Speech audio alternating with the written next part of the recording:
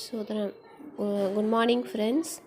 இன்று நம்ம வேதமும் தியானமில் பார்க்க போகிற வசனம் யோவான் 3:16.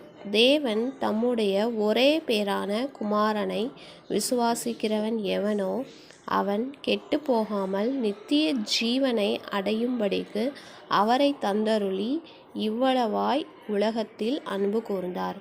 அப்போது நம்ம இன்று பார்க்க போகிற இந்த வசனத்தில் தேவன் தம்முடைய ஒரே பேரான குமாரன் இயேசு கிறிஸ்துவை விசுவாசிக்கிறவன் எவனோ அவன் கெட்டு போகாமல் நித்திய ஜீவனை அடைவான். அப்போது நம்ம ஏசப்பாவை நம்ம விசுவாசிக்கிறவர்கள் யாராக இருந்தாலும் அவர்கள் கெட்டு போகாமல் நித்திய ஜீவனை அடைவார்கள்.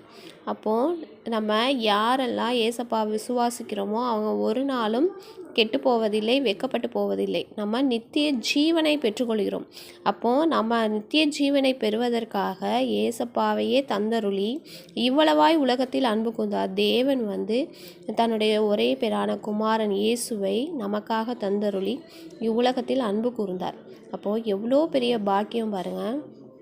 நமக்கு நித்திய ஜீவன் கொடுக்கறதற்காக தன்னுடைய குமாரனையே நமக்காக ஒப்பு கொடுத்த தேவன் நம்ம இடத்துல எவ்வளோ அன்பு கூறுறார். நம்ம இவ்வளவாய் உலகத்தில் அன்பு கூர்ந்தார். எவ்வளோ அற்புதமாக நம்ம மேலே அன்பு காற்றார் பாருங்கள். இந்த அன்புக்கு ஈடாக எதுவுமே கிடையாது. நம்ம அனுதினமும் இயேசுவை நம்ம விசுவாசிக்கணும். இயேசு கிறிஸ்துவை விசுவாசிக்கிறவன் ஒரு நாளும் கெட்டு போவதில்லை. அவன் நித்தியத்திற்கும் ஜீவனை பெற்றுக்கொள்கிறான். அப்போது இயேசுவை விசுவாசிங்க, கண்டிப்பாக உங்களுக்கு நித்திய ஜீவன் உண்டு. பரலோகத்தில் நமக்கு நித்திய ஜீவன் ஏசப்பா மூலமாக நமக்கு கொடுக்கப்பட்டிருக்கு. அப்போது ஒவ்வொரு நாளும் இயேசு கிறிஸ்துவை விசுவாசிங்க, ஆசீர்வாதத்தை பெற்றுக்கொள்ளுங்க.